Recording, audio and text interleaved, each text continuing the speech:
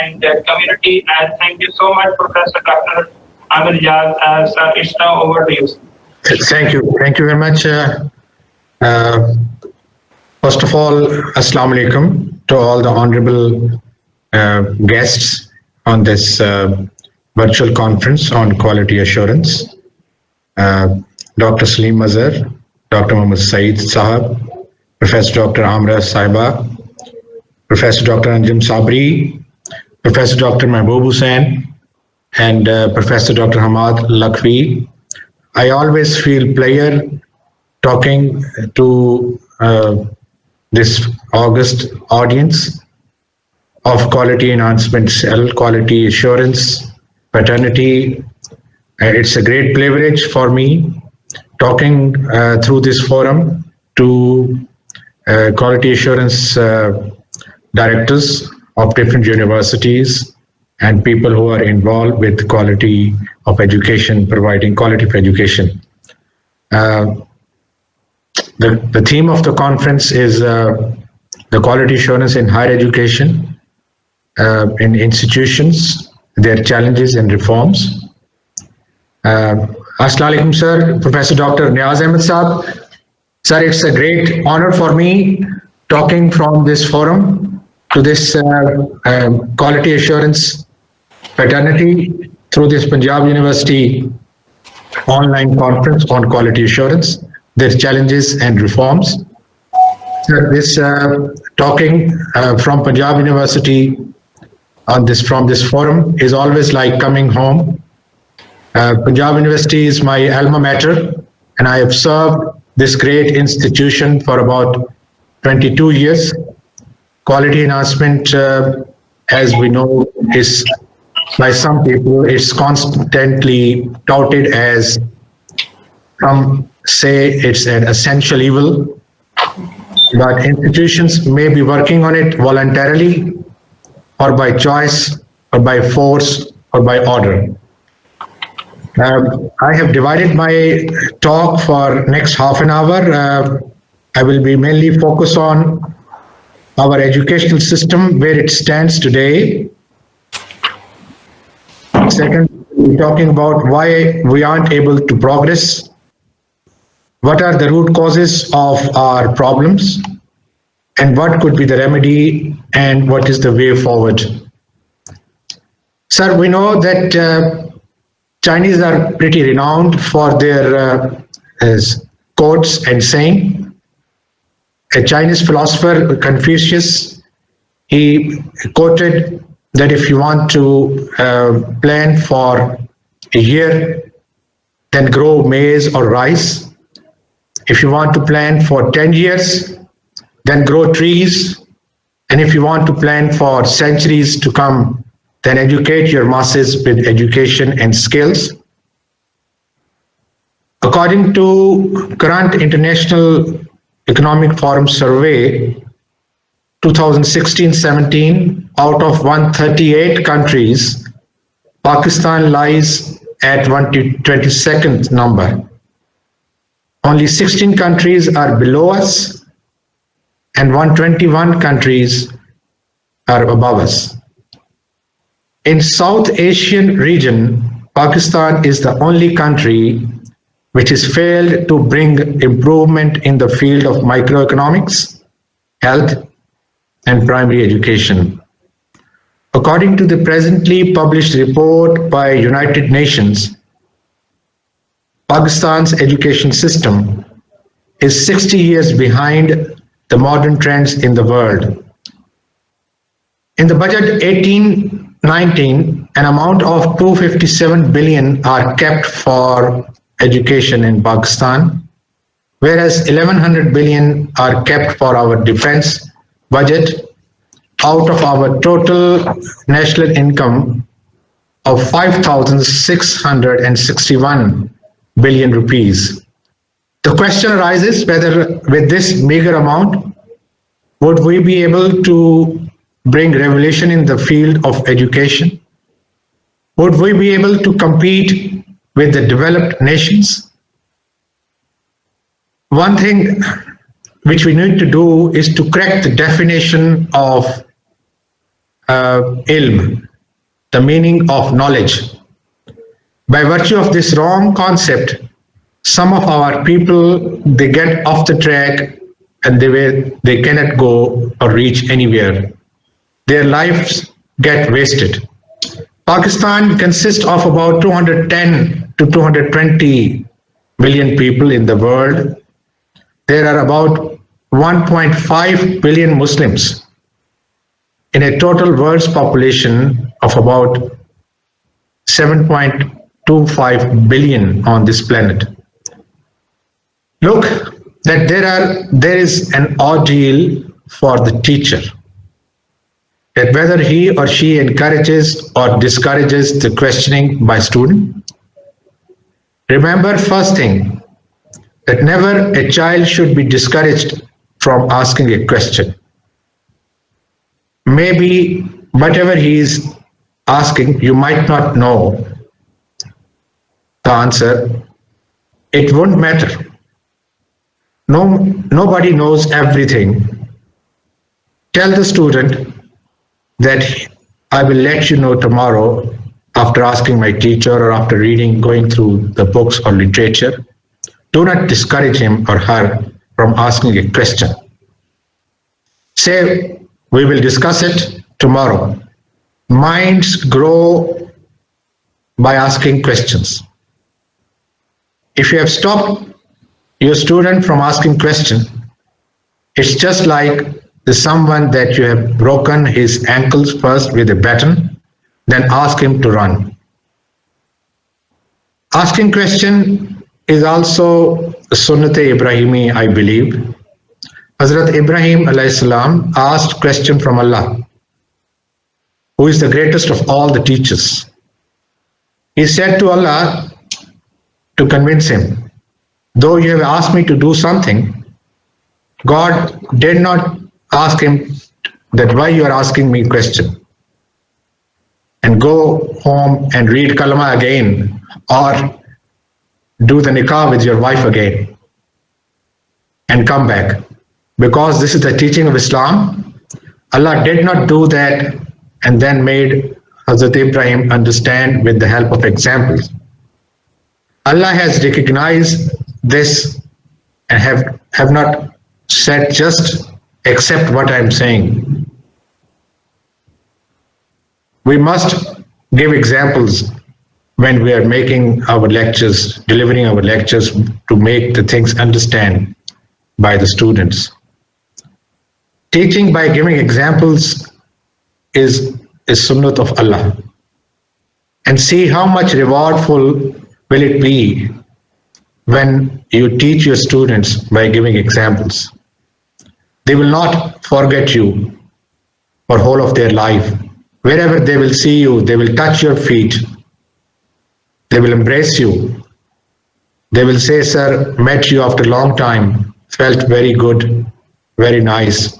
By doing this, a place is created in heart and the relations are built in heart. That's the way we should teach our students. Here I'm reminding of a verse from Quran. Atul ma awhayya ilayka min al-kitab wa aqimus salata tanha anil fasha wal munkari wal zikri Allahu Akbar. Allah says in Quran that do the justice. Save yourself from disobedience. Never be mutinous with your bosses. See, I have kept this only because we don't know that we have been asked to do the justice. Do favor to others. Allah says in this verse, give to the people who are near to you. Then that distinction is diminished, that whoever is near to you, whether he is Muslim, Hindu or Christian, save yourself from shameful and evil things and do not be mutinous.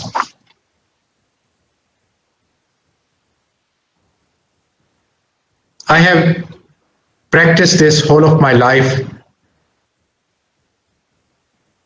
and I'm happy about this. Incompetent teachers' appointment is a criminal. Why it is criminal? Because I know what if I would not have got good teachers, I would not be standing here, sitting here today and talking to you. I'm here by virtue of my teachers and my parents. Previously, in old times, we used to have extended parenting, which is now finished. In old times, in our society, in the neighborhood, in the mahallas, our relatives, they used to keep an eye on us as kids. Now the society is shrinking and the role of mahallas and society are almost gone. And as parents or teachers, we are not grooming our kids, our children. Why I'm saying? Because I'm seeing the kids, what they are doing in the institutions. If I would have done the right thing, trained them properly, groomed them, they would not be doing what they are doing, what they look like today. Sir, on the globe, there is a war going on for the control of resources. Muslims do not know that there are only two root causes of the turbulence in the world. One is the Western powers and America. There is a specific group of people who wants to control the world's wealth. And secondly, the illiteracy of the Muslims and the lack of their knowledge, and to which the Muslims are weak. The territory under the Muslim control has gold, copper, iron, all the minerals, oil, gas. But the problem is that we don't have the technology to excavate them. Due to this lack of knowledge, to get the oil and these precious metals out of, we don't have the technology. We have to call international companies to come to the Muslim countries, and they are paying heavy cost for this service which they provide to us. Due to this lack of knowledge, we also even don't know that how much loss has been incurred to us. Here I'm reminding of a Western writer, Dr. Gideon Polya. He's a medical doctor and he has a PhD as well. He wrote a book in 2005, but which was published in 2007. The title of the book is Body Counts, Avoidable Mortalities. He writes in his book that from 1950 to 2005, during these 55 years, almost 1.3 billion, 1 arab 30 crore log, people died.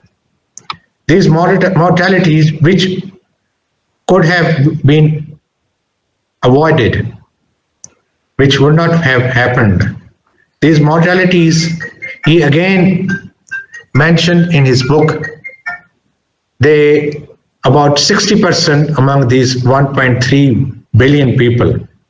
Astonishing fact is that are Muslims, at about 0.7 billion, 0.75 billion, 75 crore, they were the Muslim among these 1.3 billion people who died between these 1950 to 2005. This happened due to this malnutrition, sickness, diseases, and lack of knowledge. Now, due to this, why not any Muslim writer have the courage or did the research that how many of our people got killed and by which reason? Why this a Western writer? Then this writer, Gideon Polya, he filed a case against America, NATO, as he said in his book, it's a genocide of Muslims happening.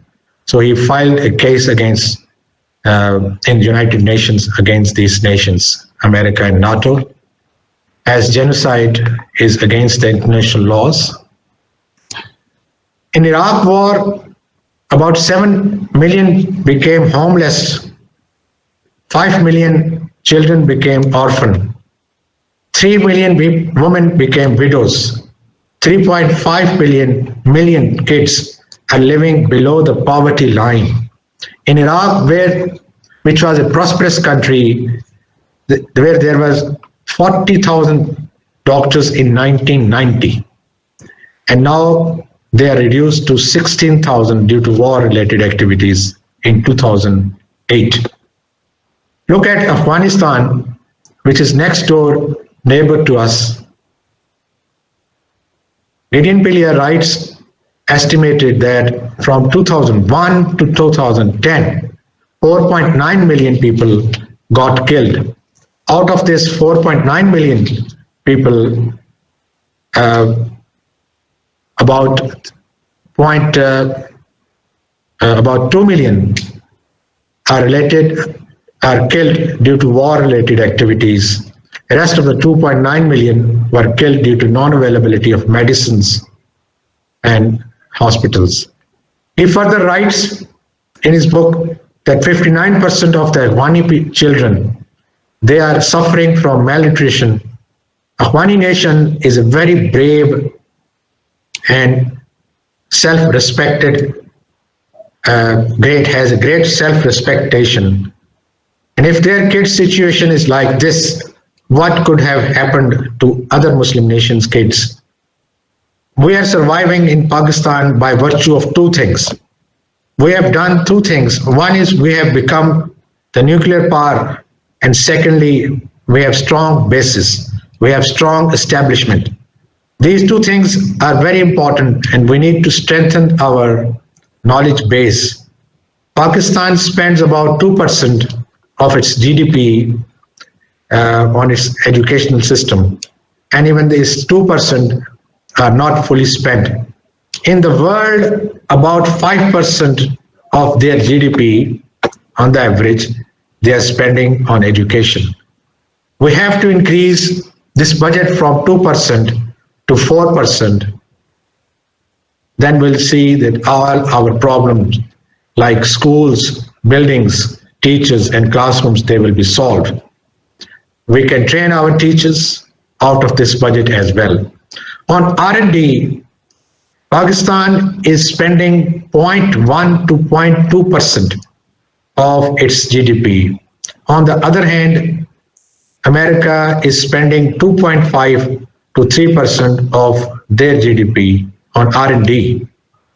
Their budget is $17,000 billion, and if they spend 3% on their R&D, it comes out to be $510 million, whereas our GDP is only $255 billion. So what to compare? We have to set out our priorities. I'm not ready to accept that we don't have the funds. It's only the matter of setting priorities. Our country got split in 1971.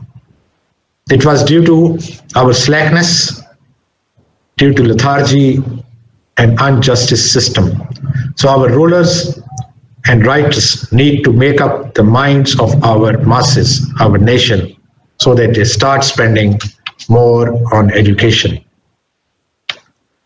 In Quran, even there are 750 verses which talk about education, think, ponder, which is about 1/8 of the Quran.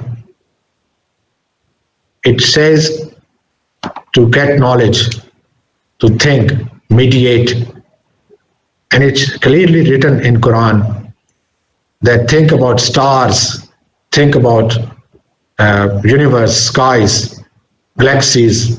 Allah says in Quran that there are hidden treasures for those who seek for it, for the mankind who work hard for it, and those who explore them. So why not our clergymen talk about these verses in their sermons? Meeting high standards of quality in every professional field is necessary if we have to progress, if our country has to progress.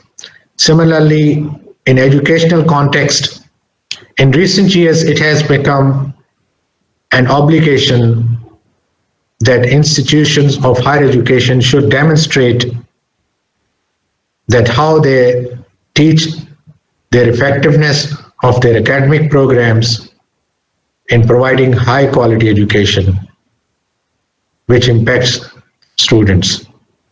For that purpose,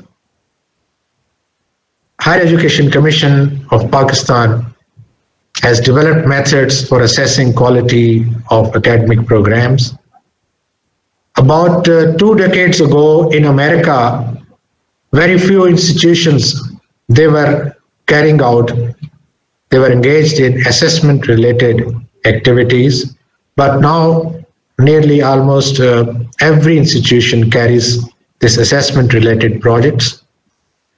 Higher education without quality is just wastage of time and resources. To ensure the quality and to meet the international standards of higher education, HSC of Pakistan has established quality enhancement cells in each private and public sector universities of Pakistan. It is very important to maintain the quality of education in the universities as they are the powerhouse of knowledge in the education sector.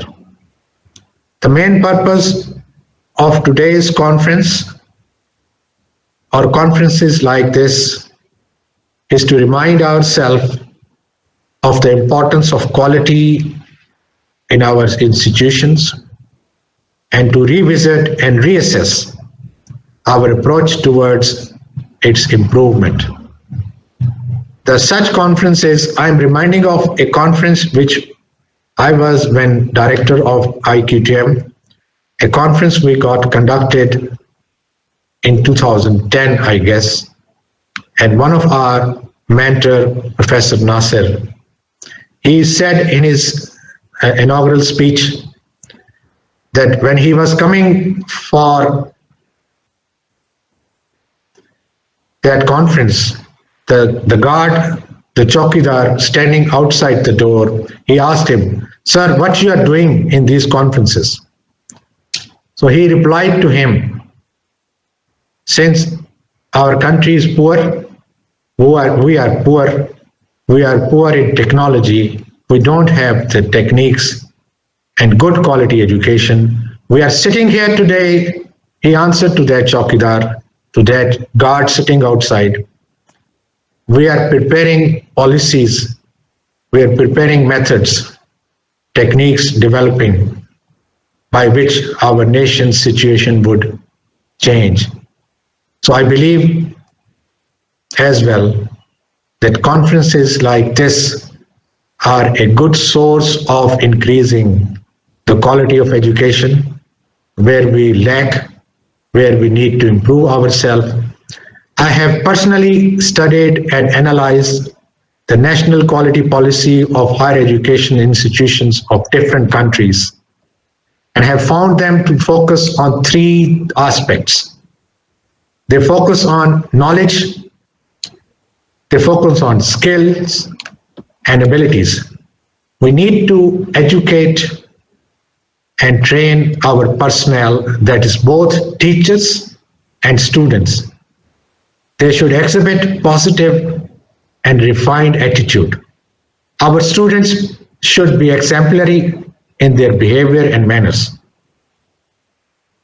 The students have many difficulties in their training, and teachers have to tell the students that the purpose of education is not to get the jobs only, but the education paves the way to new horizons and previously unexplored paths and avenues. This is the reason why today's Pakistan, we have produced an army of about 2.2 million jobless degree holders. Perhaps another reason that why our students are not getting the education properly is that they don't know that there is a criterion for every job in the world, but there is no criteria for starting up your own work. Whenever someone wants to start his or her work, he can start anywhere, anytime. Today, we can see that the advanced knowledge exists only in the developed countries, and rest of the countries are recycling their knowledge.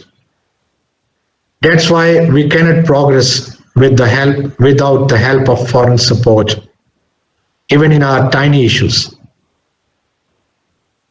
To come out of this state of affairs, we have to bring revolutionary changes in the universities, in ourselves, which would eventually bring our country out of this darkness. With reference to today's conference, I appeal to look into your own organizations and institutions. If you see the things there need to be reworked, you should analyze the processes involved and improve them. Improve them to such an extent, such a level that no need to rework. We need to develop the ability in ourselves to get to the bottom of things, identify the trouble-causing factors, to get to the bottom of things, either rectify them or remove them completely. We need to stop negligence. We need to stop negligence and indifference that we are so used to by now. Developed countries and nations have carefully worked out their systems. They have made rules and regulations. They have not stopped only making the rules. They have painstakingly implemented those rules. Every program is prepared methodically, and all the methods are approved only after careful deliberation and analysis. We must not redo or rework again and again the things. They have worked hard to uplift the overall quality of their education system, and surely they are reaping the benefit of it. If we wish to improve our quality, we need to plan our actions. We need to go to the grassroots levels of our problems and eradicate them from there. We need to stop taking shortcuts and work with perseverance to achieve long-term goals. We need to work together as a team to improve our systems. The path to progress is only possible if we work together from top to bottom and from bottom to top and synergize. I know there are differences at different levels, but if we forget those differences for the collective benefit of this nation and work together as one team, we can make a marked improvement and bring our institutions to the world-class level in terms of quality and efficiency. Now, it all depends on us. Either we want to remain poor or enter in the list of developed progressive nations. God has given this control in the hands of human beings. Lastly, we can only set off in the direction of our progress and success by improving the quality of our work, that is teaching and research.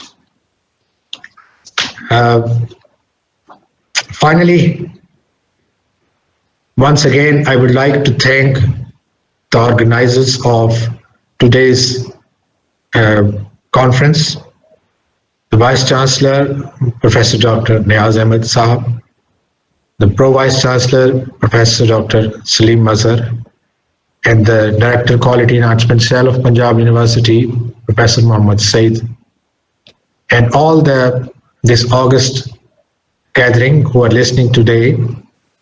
I wish them that this is a great opportunity to learn from each other, and they would have a learning experience from today's session, which will help them to bring the inner Pakistan out of us. Finally, thank you very much, and long live Pakistan. Thank you, sir.